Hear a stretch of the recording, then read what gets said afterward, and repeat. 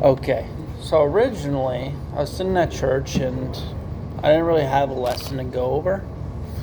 So I kind of want to do like a checkup. This way sounds like a relay. I miss some sounds. I can't discriminate some of them. Here, hold up. Yeah, that works. Okay, so I said originally I didn't have a lesson planned out for today. I was kind of just going to do a spiritual checkup to see if you guys have the full understanding as to like everything we've been going over the last couple of weeks. But as I was sitting there, it started coming a little bit more to me as to like something that somebody said in Sunday school, and it sparked a word, and we're gonna go over that word after we read Psalms 37. What? Psalms 37. Psalm 37? Yeah.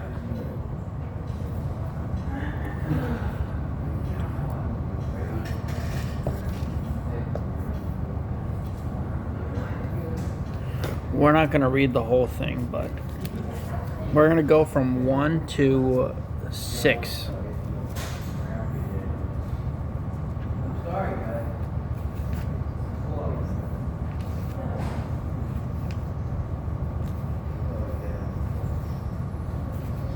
I'm ready. Should we go 1 to 8? What verse again?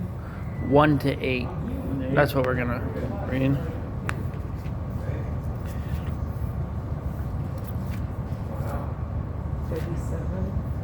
Psalm 37. 37.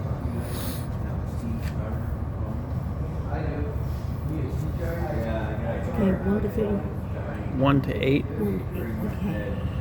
It says, "Do not get upset because of evildoers. Do not be envious of wrongdoers, for they will wither quickly like the grass and decay like the green plants. Trust in the Lord and do good.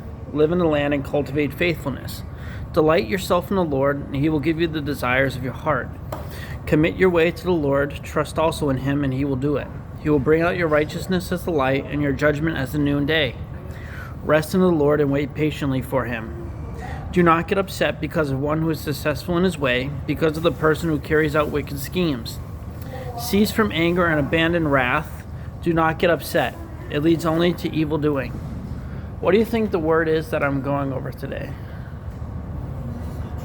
Any guesses? The word? Yeah.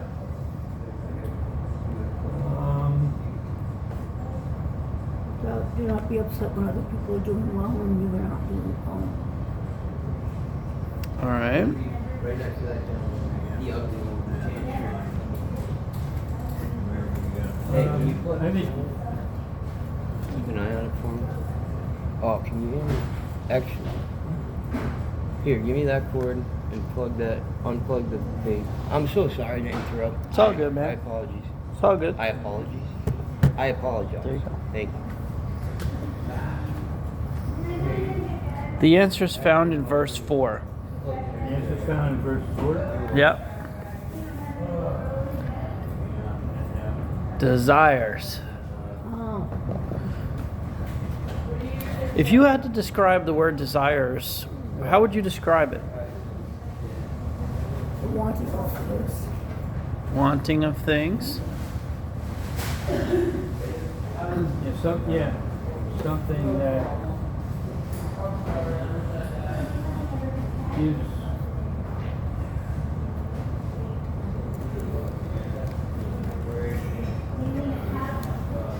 something that makes your heart warm that you want it.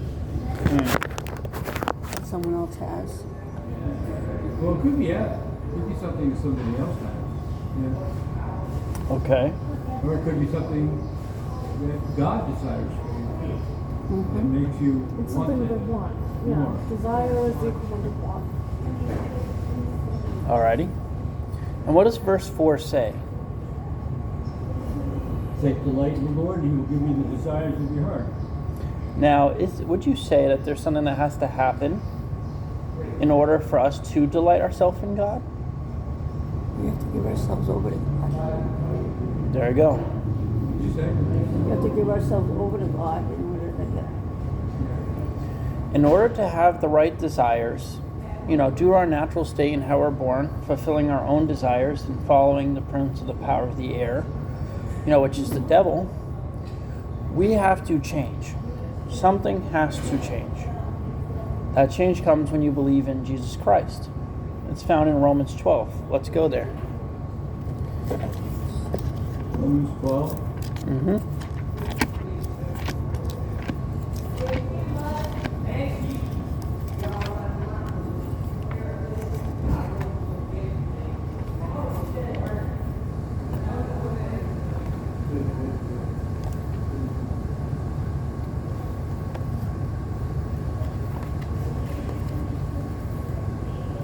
Reading this will come with a question and an answer. What verses? Just 1 and 2. 1 and 2.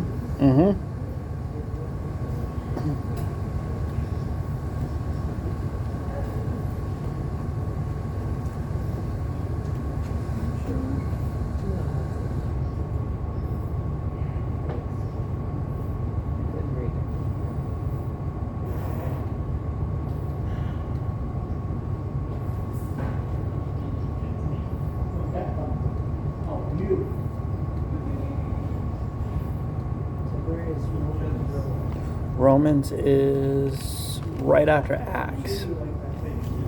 Matthew, Mark, Luke, John, Acts, Romans.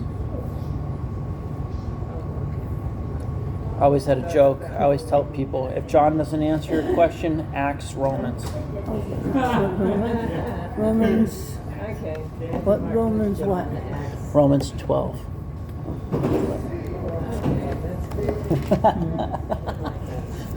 Okay, Yeah, but I mean, think of how true that is, though, really. okay, Because 12, 1 and 2. isn't Romans the first letter that Paul wrote? Pretty much, yeah. I mean, so here's a guy who's just turned from being Saul to being Paul, and he pretty much has the Spirit of the Lord throughout Romans. I mean, in terms of biblical teaching of how Christians should be living and whatnot. So I mean, you have Acts where you have the story of the disciples first, forming up after Jesus' transfiguration and all that stuff, and then you go into Acts where Paul is sort of explaining the gospel in a way, So yeah, so it kind of fits. Speaking of which, that's a little bit of what he's doing here. He's kind of explaining the Christian's walk of faith and what it should look like. That's what I meant. Christian walk of faith. That's a great way of Yeah. So verses 1 and 2, it says, "Therefore I urge you, brothers and sisters, by the mercies of God, to present your bodies as a living and holy sacrifice, acceptable to God, which is your spiritual service of worship. Do not be conformed to this world, but be transformed by the renewing of your mind, so that you may prove what the will of God is, that which is good and acceptable and perfect."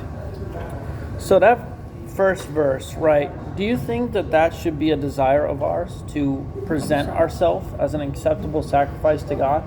yes. Oh yeah. Because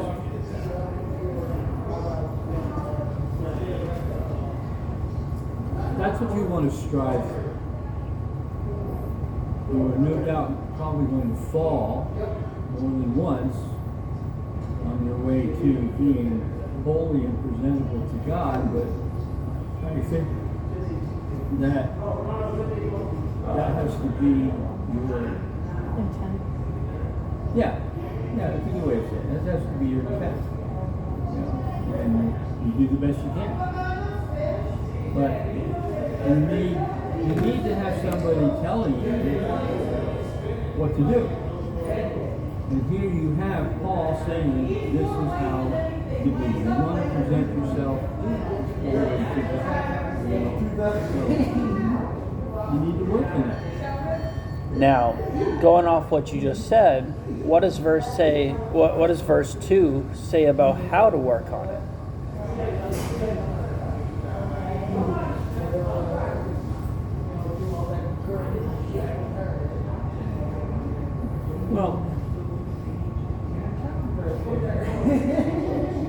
Verse 2? Oh, I was reading too far along. Well, you know, do not conform to the pattern of this world. Because this world is basically formed by human nature. And human nature is, well, like that, by the Word of God, evil or sinful. The original sin. What was that? Flawed. There's a good word. Flawed. Flawed, yeah. That's a good way to Well, I say it. wouldn't think of humans as being evil, but I definitely think of them as being flawed. Well, but if you look at the world and look at people, they're evil. Not everybody, but some people are. And I think what is the pattern of this world? Greedy, yeah, Sometimes hateful. yeah, selfish, Yeah. greedy, selfish, you know, and that's the way of the world. Not the whole world, but a lot of the world, yeah. I think to answer your question, I would use James 1:14. To answer your question, I would use James 1:14. Okay, that's it. I'm going to read it to you guys. I figured it was going to go here eventually.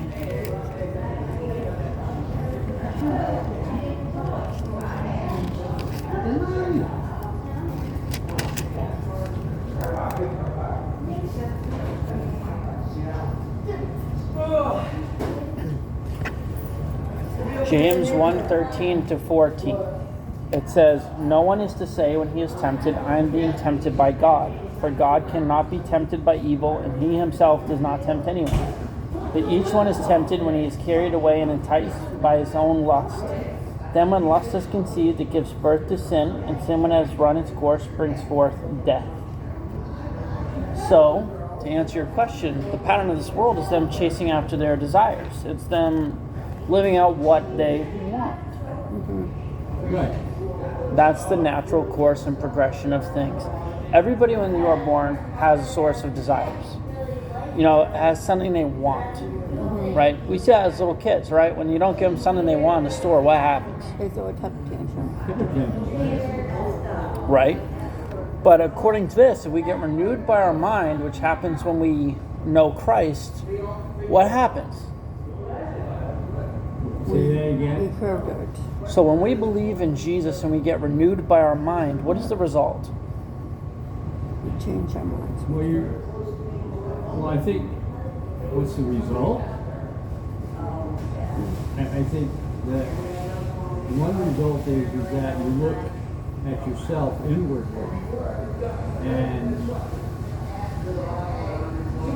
make Better decisions. sort of an inventory of who you are and what you desire and whatnot, and then you would have to call out those things that are not of the Spirit, that are not of Jesus, right?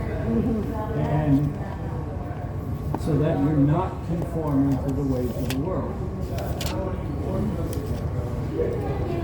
All right. So keeping that in mind,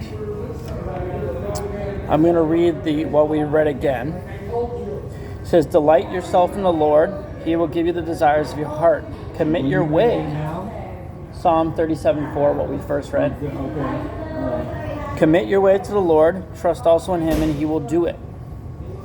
So, would you say that due to the transformation of your mind in Romans 12, that your desires are now matching God's? They're now matching God, did you say? Correct. Okay. And the question That was the question. Do you think that that process is going to help you match God's desires? Yes. is, I think so. Absolutely. Who wrote Psalm 37? Was it David? I'm pretty sure it was David. Yep, the Psalm of David. Yeah.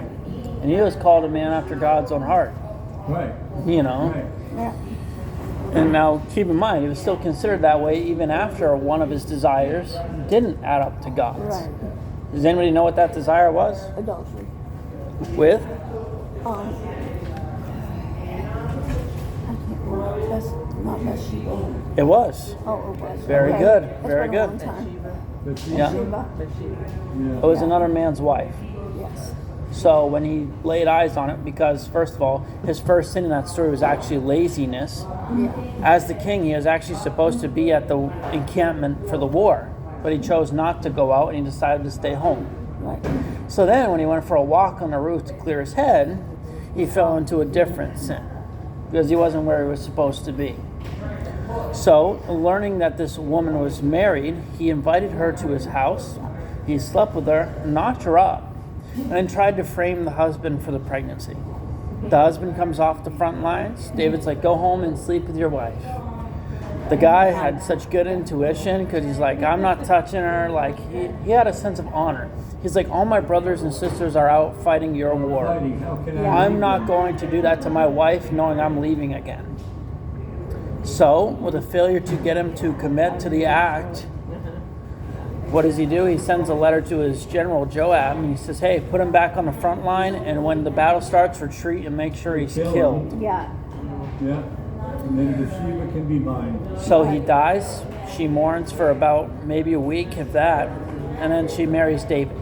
Because he Now, a lot of people don't know the consequence to desires that are contrary to God's. Does anybody know how that story ends?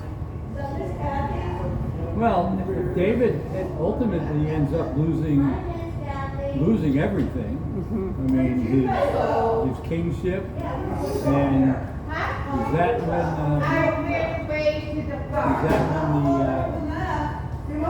the Jews are sent off To Babylon? to Babylon? Is that when that happened? Yep. But, well, not at that time. At this time, God looks into David's life. He sends a prophet.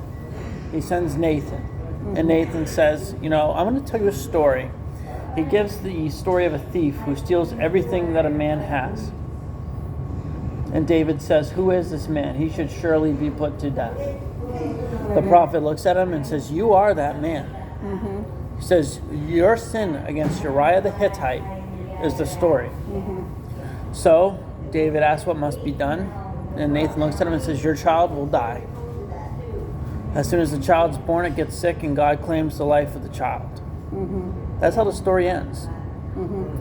Why do you think that the child was immediately what God went after? because he's the one who had the other man killed, upsetting him to war first. It was the direct result of a sin. Oh yeah, I was going to say he was conceived in sin. So It was also what David loved the most at the time. he's what? His It desire. was also what David was going to love the most at the time, because it was a direct result of his desire for something that was contrary to God. Yeah. So if that's the lesson for David, and we as Christians are supposed to be following the desires of God, can we expect a consequence if our desires do not align?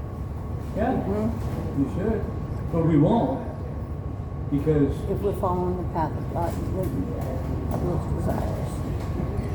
Now let's get into intention. You mentioned that earlier. Well, how would you describe that word? What is an intention? What is,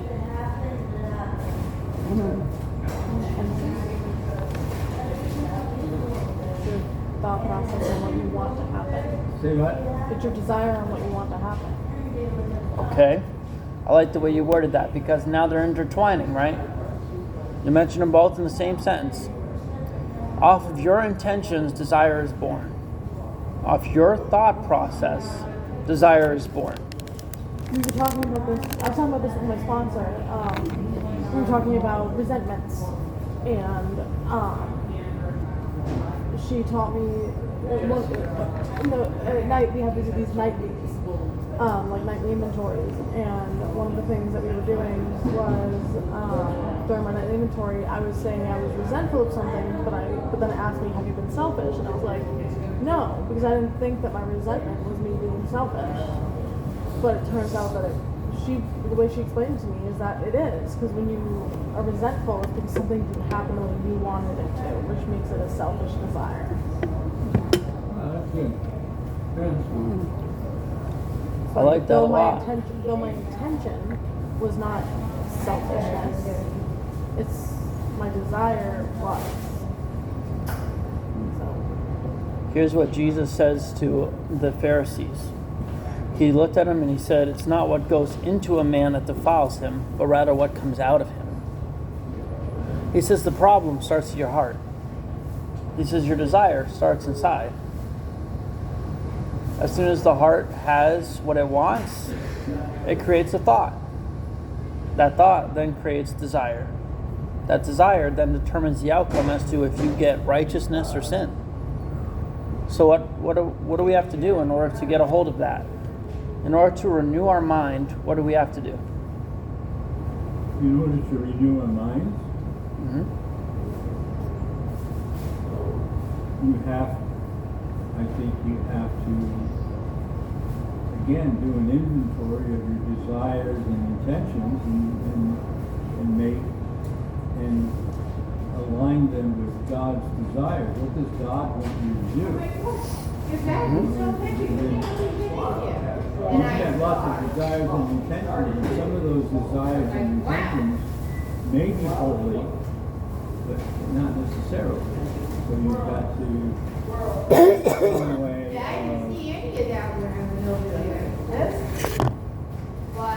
making a judgment on what is and what isn't, and get rid of that. Kind of like it's like when you go through a field when your harvest is wheat, you've got to cull out the bad stuff from the good stuff, and keep what's good. I need you to look up a verse.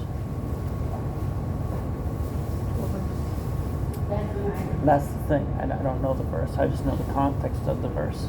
Could you put in Bible verse on taking thoughts captive? We're going to look at what Paul says about, renewal of the mind and kind of how he went about it. Paul had a complete transformation, you said. He went from being like the first ever, 2 Corinthians 10:5. Right? What's that say? We demolish arguments and every pretension that sets itself up against the knowledge of God, and we take captive every thought to make it obedient to Christ. There you go. Can you read that again for me? We demolish arguments and every pretension that sets itself up against the knowledge of God, and we take captive every thought to make it obedient to Christ. Okay. Taking your thoughts captive. If you have so much junk floating around up here with very little intuition of God, very little intention of seeking God, what's going to come out? Crap. But what do you say to do? Take your thoughts captive. Take it captive. Put it in prison. Get rid of it. Give it to God. So make it obedient to Christ. If it's not something Christ would be thinking about, then why are we? Yeah. Because desire. Because it has to have a change of heart. I think back to David again, and he had to know that he was going against God's commandments, if for no other reason than he's committing adultery, aside from his kingship and all that. He's still a man, and he has desires, but he can't Walk away from it. He acted upon it. Yeah, exactly. He did. He acted upon it. And so he ruined not only his life, but Several lives. the whole kingdom. Mm-hmm. Basically ended up sacrificing the whole kingdom. How we doing? Just for his Own desires. own desire. Yeah. Now here's a question for you. Do we ever do that in daily life? Do we ever seek out our own desires first? Sometimes. Sometimes. What would that look like, do you think? In Sometimes. everyday life in current society? Sometimes when we spend money when we shouldn't. Buy Okay. things rather than pay. Or even just working and not spending the money, but overworking. It can be something. Some people view money like like for me, I'm a huge person who likes to collect. I collect Magic the Gathering cards, I collect precious metals, I collect currency, but not in the way that like, people collect money like in a savings account. Like I like money, but some people, when I say, oh, I like collecting money, it's like, okay, that sounds like I like saving money. And it could be, and that's just as much a sin is to be like overzealous with our work to the point that we put ourselves out and have no energy to do the things that God has called us to do because we are working too hard. Which is something that I myself have been guilty of the last couple of weeks because like because I'm trying to make my ends meet. It's not the collecting that's inappropriate or sinful. It's becoming zealous about it and forgetting God. It's becoming Yes. desirous of it. What? It's becoming desirous of Yes, it. yeah, becoming desirous of it to the extent that you exclude God. You put your desires Ahead of collecting over your commitment to what God wants you to do. I mean, you can balance the two, but you always have to keep that in perspective. I like, Linda's answer too about money, and same thing with her with working to obtain it. Right. But if you go out, right, and you say you go out, you work, you go out, you spend money, but you don't have that intention of glorifying God with it, then your desire is to go out and please yourself. Yeah. Now, say you're a Christian who's supposed to be, that living sacrifice, right? Meaning you don't follow those desires anymore. If you go out and you do good works, but you don't even mention God once, what are you? Say that again. If you're a Christian who's supposed to be a living sacrifice before God, right? Holy and acceptable in the way that you're acting. You go out, you do good works, right? But you don't involve Jesus in it. What are you? A hypocrite. That's one way of putting it. What did you say, Linda? A hypocrite. Hypocrite. Yeah. It's not hypocritical to say like to not include Jesus. What would be hypocritical is to say other people aren't involving Jesus and while you're not doing it yourself. But if you're out there doing good works, my thing is that that's still Jesus working through you. Even if you're not intentionally having him there, that's still him working through you. And that there is no such thing as good without having Jesus walk with you. Because you can, by ourselves, by our own volition, we are not capable of doing such good things on our own because of our human nature. And that plays into my answer. Because morality, if you're a person who doesn't have Jesus and you're just doing good works, you're relying on morality to get you in. Because you're expecting that those good works are going to be enough for God to see, hey, I'm a good person. Right? Without the notion or the intention of glorifying God with those actions, you're just a person who's desiring a reward for people to see you. You're trying to be good enough in the eyes of people. But Jesus, like you said, Jesus said himself, no one is righteous, not even one. Later on in Mark, he says, no one is perfect but the Father. So without Jesus, you're right. You're absolutely correct. There is no person that is good. But it's only through Jesus that we can get the intention to build the desire to follow him too. So, where does tithing fit into this? Tithing? Tithing, I mean, the principle of tithing is giving 10% of your income or your goods to God. The church. That's Or the still church. command. Yeah. So, is that sufficient to be? I view tithing as a man-made construct. I believe that if you're going to, I need their phone again. I believe that if you're going to pay tithing, that being somebody who does volunteer work or does like who does fasting, volunteer work, stuff like that, devoting your time to God is just as worthy as giving 10% of my check. My thought about this though is you have people saying, well, I give my 10%, that's it. I've done my good deed. No, I've given my that's not- 10%. But that's what I'm sure some people think. If I've done the 10%, my tithing, that's all I need to do. She has your answer on her phone right now. What? So it's somebody. So even if you can't give the 10%, it's somebody who gives without feeling like, ugh. Right, exactly. Like even if it's not 10%, even if it's more than 10%, whatever you give with love. Right. Here, I'm going to read it to you. 2 Corinthians 9-7. 9:7. Thank you for that. Had a brain fart right now. Yeah, I'll have those.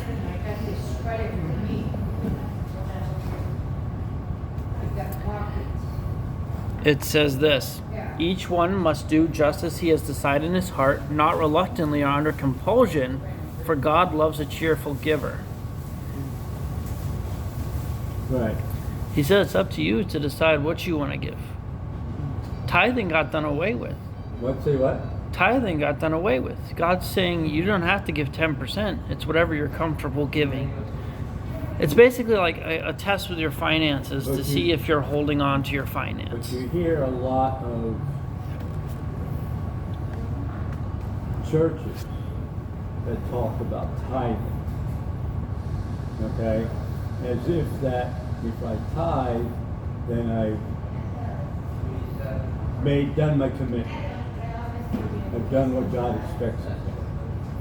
Okay? And they don't go any further than that.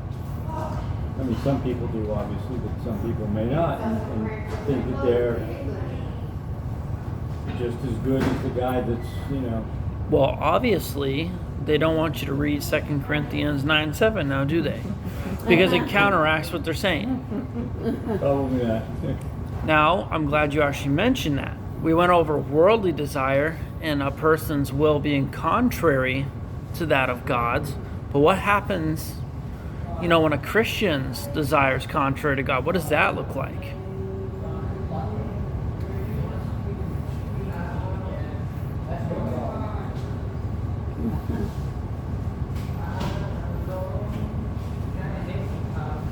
I could give you an example if it'd make it easier. That would be helpful. One of my deepest desires in my walk with God is that my brother and my whole house gets saved. Right? Yeah, we It's talked a about promise by God. He says if you come to salvation, you and your whole household will have grace. Problem is, I haven't seen it yet. My desire is to see that. But what do you think the problem that I struggle with is? That the rest of your family won't come to God. Right? How about patience? No. How about faith? about patience, what? Faith, patience. The fact that, what I'm desiring right now might not be what God's desiring. The only thing you can do is continue to pray for your family. You have to leave it up to the Spirit to work in their lives in who knows what ways. All you can do is pray. You might be able to talk to them, but as we've discussed, your brother doesn't want to hear anything about it. So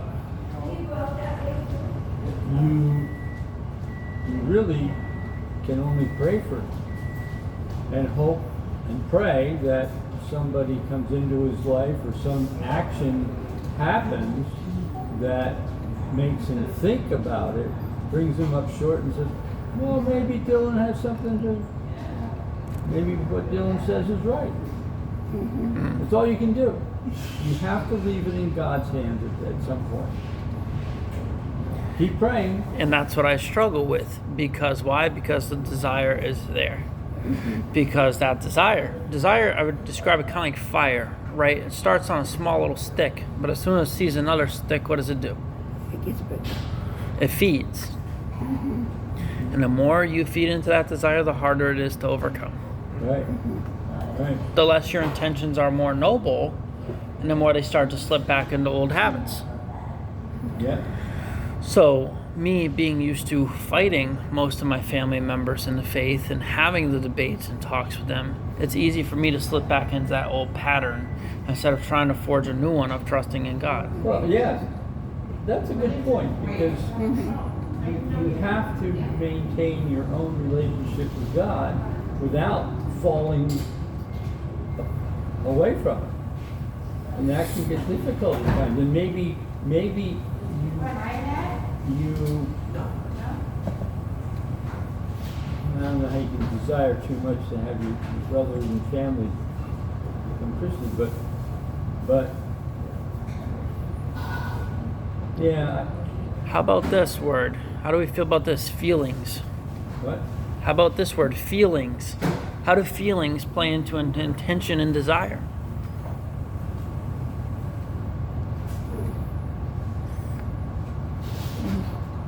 You have to maintain, you have to control them, to keep them under control. And why is that? Because sometimes it can get overwhelming, and you have to learn to control. I couldn't hear what you said, Linda. You have to learn to maintain them and keep them under control. Have to keep feelings under control. Right. Yeah. Yeah. It can be But difficult. feelings just are. I mean, But still, you have to learn to control them. until you know what they are, you can't do much about them. But once you understand that the feelings could be pushing you in one way or the other, then you can counteract them. Yeah. But until you know what they are, Well, like Dylan was dealing with his family, he knows how they're going to react. Then he can counter-react with right. knowing what his family's going to expect of him. And of course, I think that you hate to say it, but you can't overdo it with family. Mm-hmm. You have to like kind of step carefully, Right, that's what I was thinking too. you know, and Tread lightly. tread lightly. Yeah. Present the word. When they don't like it, you kind of back off Yeah. and Right. pray. Yeah. That's the only thing And you it's have hard. left. God's got to do the work. So here's why I mentioned that. I feel like feelings is a direct result of desire as well. Yes. Not just intention, but if somebody does something a certain way to you, the natural response of the body is to what? To feel it, to sense it, to feel it out, to get a response, right? Galatians 5, verses 20, it's going over the fruits of the flesh. And one of those fruits is selfish ambition, right? When we're in this body and we're tethered here, what does the body want more than anything? Pleasure. It wants its desires to be met. Yeah. One of those desires is, well, I want everybody to like me. I want everybody to, accept me. I want everybody to make me feel good because it's all about myself. When we include that in Christianity, that's God's will being turned away. That's people not wanting to be near us because they can see we're not really where we're supposed to be. Now, I'm not saying your walk is always going to look nice. Sometimes it's going to look like a stumble. But what I am saying is it shouldn't be consistent stumbling. Yeah. You have to understand the boundaries and how you're going to react to something. So my natural response is, I know some of these family members aren't going to like what I have to say, so I cut myself off. Because it's like, if I can't, restrain myself from talking about God, because that's what brings me happiness, that's what fulfills my desires, due to that Romans 12:2, there's nothing else I can really do. I will sit there and be quiet and respect their decision to not hear about it. I will still watch and be observant. I'll still be there for support. But I'm not going to engage in your disgusting conversations about worldly pleasures. Like we were playing a game called Blank Slate on Mother's Day. and half the answers were really inappropriate. You know, they're like, your answers are like way out the book, like nobody's even on the same wavelength as you. But then after the family leaves and it's just me, my mom, dad, and my wife, me and her ended up being on the same page. Why? Because we're not around that stuff anymore. Right. You know, there's nothing confusing your brain. The intention is gone. Yeah. The intention of Mother's Day that, you know, we got invited, and only us after everybody else, was to grow closer to God. Was to bond and to grow closer to God and honor him with the time that we spent together. So, so you're playing a game called Blank Slate. Yeah, I don't know what the game is, but So there's a bunch of cards in the box. You get a whiteboard and you have to match your partner's, you know, word that they get. This game had Okay. 2 words, so you'd get points depending on what you match. right. You know, me and her did really well. We barely got any that wasn't the same. Well, you were saying that some of the answers were disgusting. Right. You know, they're talking about women's parts, like, you know, up here. And, you know, it was sad to see where their mind went. Right? Straight to the gutter, straight to worldly things. So what was your response to that? I I mean, did you just get up and leave? I sat there quietly because I understand what's happening. I understand where that's coming from. Okay. You know, just because, you know, something happens doesn't mean you have to walk away from it. One of the biggest ways that you're going to see a change of desire in a person is to wonder why he's different. Despite what's going on, the biggest testimony is going to be how you react. See, if I had reacted, right, and I got up and left, how's that going to show them that I still support them? See, they're guilty of the same things I was. Yeah. So I'm not going to pass judgment on them because I disagree with them. You know, the sword is not mine to swing. I'm sure we've all heard that saying. You know, who was the one that took everybody's sin? Jesus. Right. So technically, the transgressions of other people, my family, my friends, even myself, it was done to Jesus. So where is there room for judgment from me in that? I'm not the one that took the sentence. Right. I'm not the one that the world wronged. But Jesus was. And Jesus is going to repay that when they go to see him. But that's between them and him. All I can do is show, hey, I get why you're doing this. I understand this because this used to be me. And the more I sit and support you and show you that it's not going to affect me anymore, the more you're going to change and ask questions because you're not getting a reaction anymore. See, everybody else reacts the same way as them. But you sit there and you show them that through the grace of God, you're no longer affected. They see that. It's like he's no longer pushing religious agenda. No, he's living in Christ. He's supporting the very people that Christ actually came for. Yeah. Christ ate and sat at the table with people that were sinners in the eyes of the Pharisees. Yeah. If I got up and left, I would have every right to be called a Pharisee. Because they didn't want Jesus near the sinners, did they? They're like, look at this man. This can't be the Messiah. He's eating with sinners. He's eating with people that we don't approve of. But it's not my salvation. I'm not the one that's going to change that person. But I can be the first thing that they see that decides to help them change. Be like, something is different. The way that he lives is different. It's like, I want to get this on a t-shirt, but it says, in a world full of training dummies, be a noodle man. But what? In a world full of training dummies, be a noodle man. Yeah, noodle man. Why do you think I want that on a shirt? Because in a world that's stubborn and hard-headed and hard-hearted, you have to be willing to flow with Christ and go where he sends you. You can't do that if you're restricted by who you're hanging out with or letting it affect you. If you're affected and living by your feelings can be the biggest stumbling block that you have. It's like, well, that's not fair. That's not this. That's your heart talking. Your heart will always talk first before it makes a decision on what's going to come out your mouth or what goes through to your brain. That's why it says the heart is deceitful above all else. Guard your heart. Because the second you stop guarding it, cuss words, bad behavior, bad testimony about who Christ is. So by sitting there, I guarded my heart. I'm like, hey, don't let this enter. They're talking about, sexual immorality and, disrespectful things to women. But I was like, I sought to show them that I understand. Because that understanding could be the doorway into their life.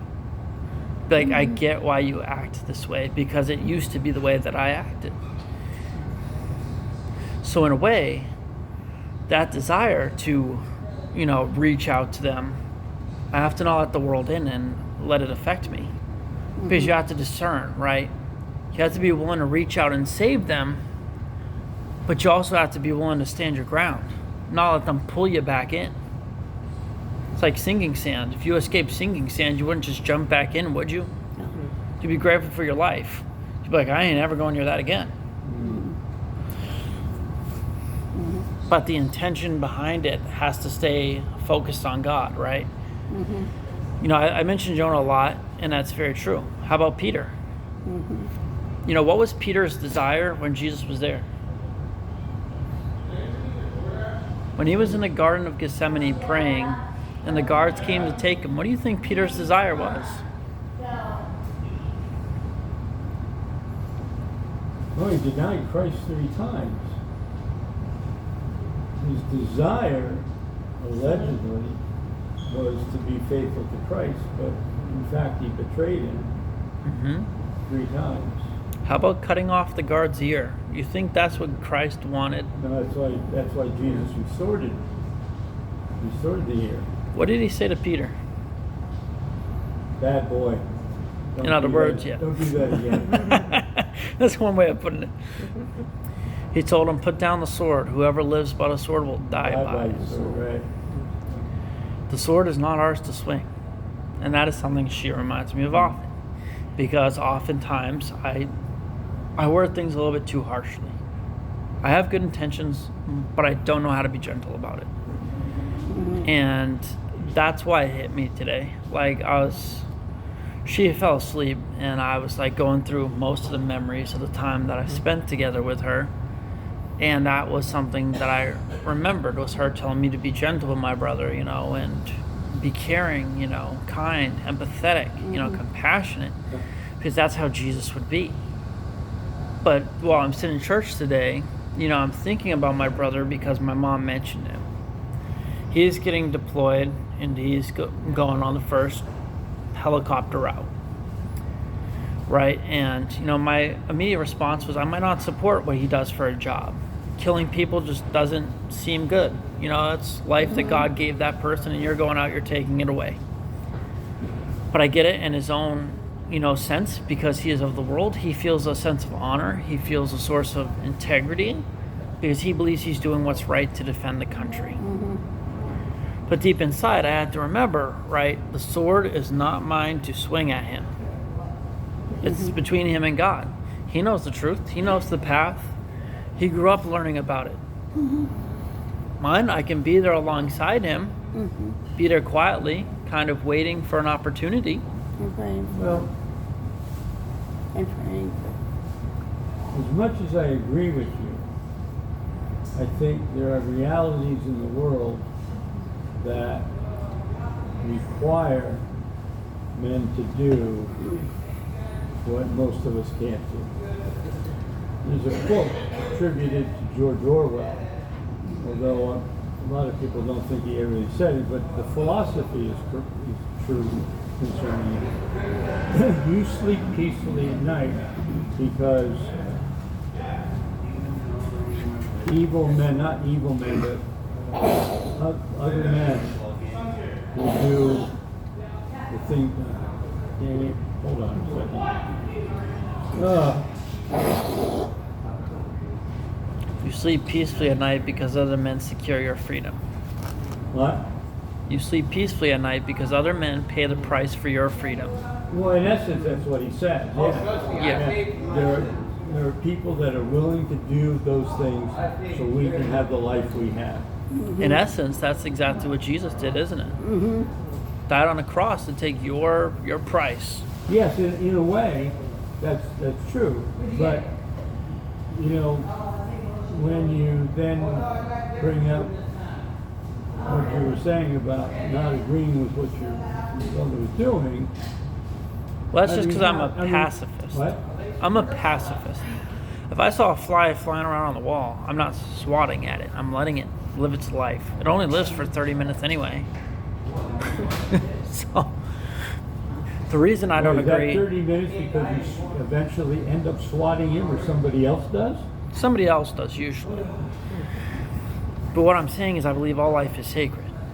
I will never kill anything. Why? Because it's not mine to take away. I was not the one who gave it life. You know, Jeremiah 1:5 says God knows every single person when he's conceiving them in the womb. So according to Jeremiah 1:5, who is it that grants life? It's God. So if it's not my life and I didn't give that person their life, who am I to say, hey, you know, here's what you have to do with your life? That's God's job. And that's what we have to do, right? We have to let other people know about the intentions and the desires of God. That's our whole job. That's not about our desires and what we want and what we, you know, want to happen. You know, in that regard, if something did happen that we didn't want to happen and we walk away, well, you know, who are you like in the Bible? Say that again? If something happened that we didn't like while we're following God, right, and we decide to walk away because we don't like it, who are we following in that regard? Let's see. There's one of them, Satan. What's the other answer?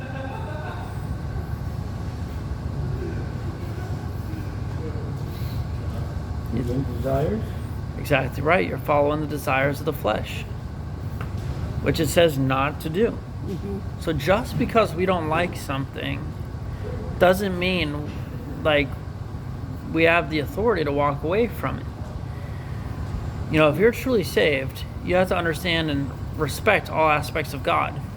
You know, there are people out there who are like, what about all the people God killed? What about all the bloodshed in the Old Testament? God And didn't kill those people.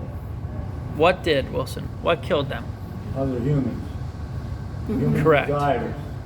You know, their immorality, their not following God's principles. And what was the root of the problem that caused them to die? Original sin. Sin. Exactly right. Like James said, right? Your desires and you following it out will lead you to death. If you carry it out and you walk in sin and you walk that path to the end, you get death. That's all you get. The one thing I fear is the words of a wise man. He once told me, be careful what you seek out, lest it is given to you. You seek out war, you seek out death, you seek out things that are hurtful to you, you're naturally going to get it back. Yeah. Yeah. What's the verse you shared to me a while ago? From Galatians. Say it. I'm trying to remember the numbers. 6:7. Galatians 6:7. And what does it say? Reap what you sow. And there you go. Do you know she put me in check with that, by the way? She put me in line with that. Yeah.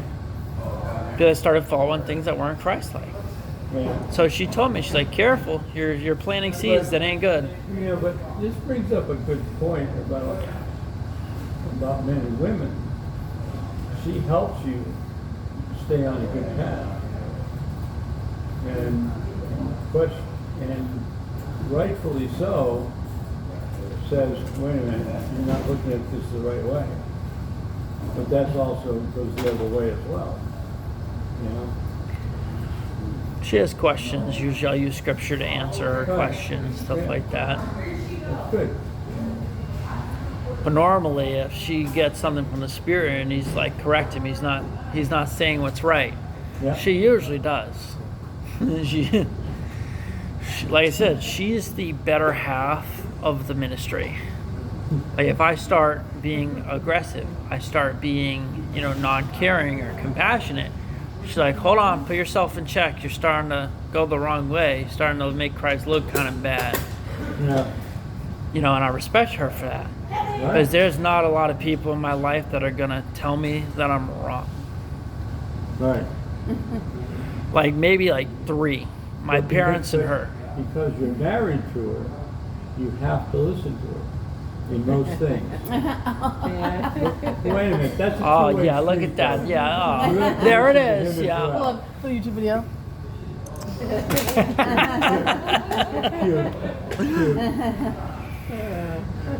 But you see, when she does that, her intention and her desire is to correct the bad behavior that I'm displaying. It's to make sure my walk with God is accurate. Right, exactly. Am I marrying her? I asked her to do that. I'm like, hey, we're supposed to be centered around God, and that's supposed to be the center of our marriage. Right. If she didn't do that, I'd have a serious problem. Because then I'm just walking oblivious to everything that's going on. And that's sometimes what people don't understand. See, my desires in Christ should be to honor Christ, but also to obtain the same thing that he wants to obtain.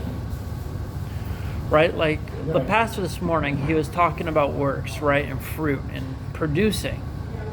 Right? The part where he got it wrong was that it's us that does it.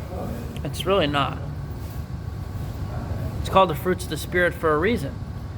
If you try too hard, you fall into self-righteousness. You fall into the mindset that it's you in charge of everything, that you're in charge of your salvation. But I said it earlier, it's not our salvation, is it? Who grants the salvation? Jesus. Jesus. Right? Whose fruit is it? You say what? Whose fruit is it? Fruit of the Spirit. Right. So don't you think you should rely on the Spirit that's giving you those fruits to accomplish what he wants done? Your desires then need to align with the Spirit, which aligns with Jesus and the Father. You become one. I just missed, like, what you said in my head, just totally did, like, you do align with the Spirit, and Okay. I'm gonna need a shirt. No spiritual drugs. I'm just kidding. When I say align, it doesn't mean coke. But it's like, when you believe and you have that transformation of mind, it transforms all of you. The part where people get it wrong, it's not a lifestyle. That's not something you can partake in and walk away. Because the old creation gets put in the grave. You're made new in the blood of Christ.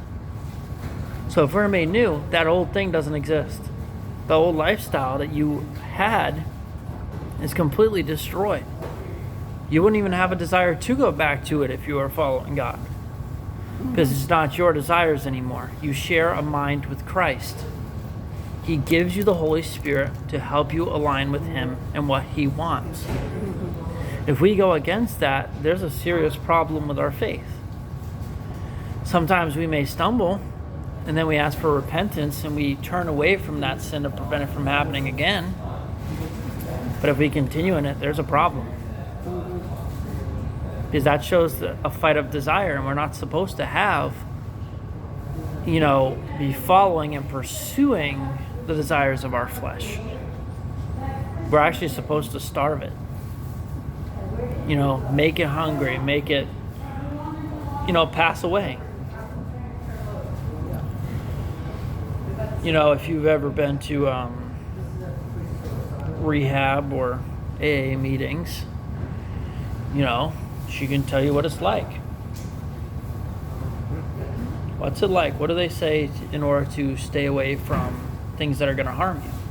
at some point it becomes nothing outside of a higher power that will stop you from using drugs or alcohol. Does it ever get easier? No, in fact, it gets harder. It's a genuinely progressive disorder that only gets harder. There you go. Same thing works with your spirit. If you're not feeding it, if you're not pursuing it, you're going to feed your flesh. You're feeding one or the other. There is no in between. There is no middle ground. You are on your own side or you are on God's side. If you're on your own side, the Bible's clear on what happens. You look like you love me. But let me ask you this. What are some of God's desires for your walk? What does God desire of you? To tell others. Tell others. It's a good one. What do you say? Tell others. Relevant, yeah.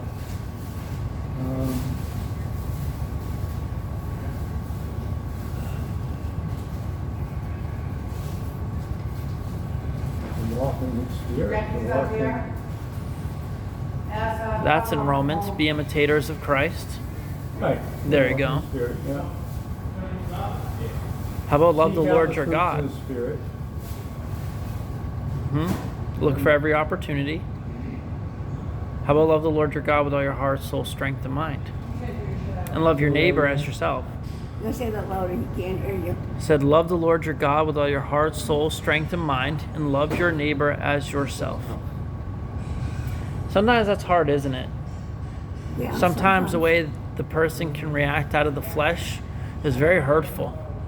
If you go give them a hug, you get a sword. You're like, it's like,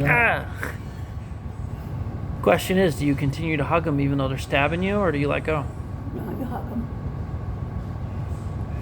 You know, my I dad have a taught me I have that. a picture of a bruise this big on my arm from a bite mark. There was this girl that I was babysitting for. There was a friend of mine. I was babysitting for her. Her 17-year-old got pissed off at me and started swinging and punching and trying to choke me out. And as soon as I got her hands off my neck, I wrapped her in a hug from behind, and she bit me right here. But I got the other kids out. It was like she was losing her mind. And I got the other kids out, and I told the whole time I just kept telling her, I'm like, hey, I love you. I'm never going to stop loving you. You biting me is not going to make me stop loving you. And I feel like that's kind of how like God feels about us. Because like even though she hates me right now, she like despises me. She hasn't spoken to me in years. I still love that little girl. And she's not a little girl anymore. She's a mom now. But like I still love her, and I still hope the best for her. I just think that she's on an awkward path. And it's like, and I feel like that's how God feels about us, his children. It's like, I love you, you're just on an awkward path. So has she had a change of heart? You know? No.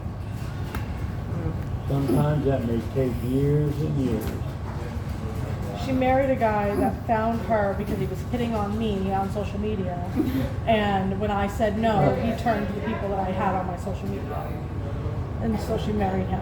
And that's who the baby's father is. Like, it's a very stupid thing. It's like, so you basically like...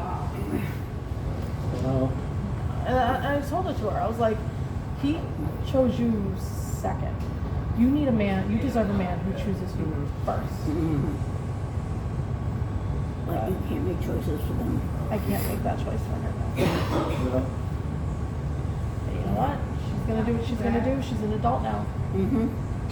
But I still remember that 17-year-old. I still have the picture. It looked like I got a sunset tattoo on my arm after a couple days. yeah. I had that talk with my dad a couple days ago, in regards to my older brother. And I asked him, I said, what's so wrong about me wanting to cut him off? I just want nothing to do with him. He's like, you can't do that. It's like, that's not what Christ would do. It made me extremely angry at the time. But I realize now, the more you hold on to them and the more that you show Christ through yourself and allow God to show others through you, the more he's going to understand that you're there no matter what happens. And I do wish what's best for him in Iraq. And I'll be praying for him every day that he's gone. But is what it is. My intentions and my desires are one thing, but God's got his own sets of desires. Mine have to come second, because mine are not greater than his. John the Baptist said it the best. I must decrease, Christ must increase. Meaning I have to be less about what I want and more about what God's telling me that he wants. That right there is a natural progression of salvation. When you're saved, that naturally happens. All you have to do is stay faithful, read and try to communicate with him, pray to see what his will for your life is. The rest will come naturally. So long as you're following God the way he wants to be followed.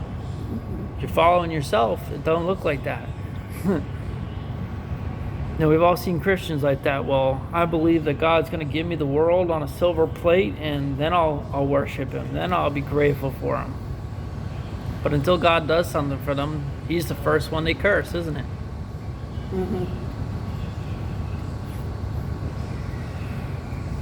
But we're supposed to praise Him in all seasons. Even when it's not easy. Even when we don't want to. Even when the other person has a sword and you're just trying to love them. That's what I like about the armor of God. Have you ever noticed most of it is all defensive? Most of it is protection. The only thing that is really an offensive is the sword of the Spirit.